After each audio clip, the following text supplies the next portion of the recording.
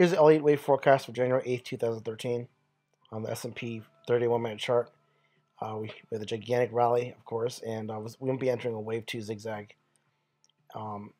Ideal scenario would be this. It would be A, B to 1463, and then a C wave down to 1448 to 1450. That'd be A, B, and C. And if you get a small wave 2, or small shallow wave 2, that'd be ideal.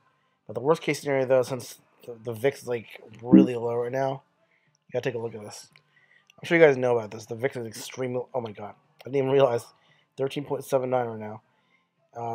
That's a really low reading, and it went from literally from 23 down to 13 in a matter of like a few days. And you don't want the VIX this low. There's so much complacency in the market. But hopefully I'm wrong, and this is complacency. This VIX won't really matter, and we'll have an extended period of complacency, which is fine. But this is based on the past few years from my experience. I've had when I've seen that reading of 13.5, it's been a top, but we'll never know. Maybe next year we have like readings of much lower than what we're seeing, and a lot of complacency in a long third wave. Because I haven't seen a long big third wave in my lifetime. I saw it in the '90s, but I was trading in the '90s near the peak of the third wave, and I never saw the beginning of a long extended third wave. So I don't know how the complacency index would act in that kind of move, but I could be wrong. Maybe that VIX is not a bad sign. Maybe it's just a sign that um, a third wave would have less volatility and just like extended move up. I just don't know whether the VIX really means anything right now, but I'm just kind of on the sidelines watching. For the Dow, ideal scenario is that we get an ABC back to the previous four around 13,320, and a shallow 2 followed by a move over 13,450 to set up a third wave. I would like to see this to be 1, 2, ideally zigzag wave 2 into a third wave.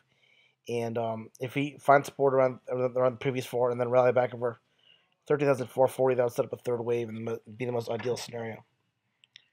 For NASDAQ, most ideal scenario for NASDAQ is that this is wave 1, this is zigzag wave 2, and we go down a zigzag to test around 3075 or 3070, and then rally back up for 3113 approximately to set up a third wave. I would love this to be a shallow third wave, and hopefully that VIX doesn't really mean a thing, but just I'm on the sideline just because from past experience, when the VIX gets that low, it's kind of like it's extremely complacent. It's kind of hard to rally, but if we get shallow twos and then turn to third waves, and the VIX goes to like 8 or 7 or 6 or whatever, then maybe I never see the VIX in an extended third wave. Maybe I'll go back to my charts. The thing is, VIX charts don't go back that far. They don't go back to the '90s, so I can't see what it's like to see a VIX in an extended third wave. So I believe though that we're at the start of a very large third wave up, and I don't know what the volatility is like in a big three. So maybe I'm wrong and that VIX doesn't mean a thing. That's a wrap.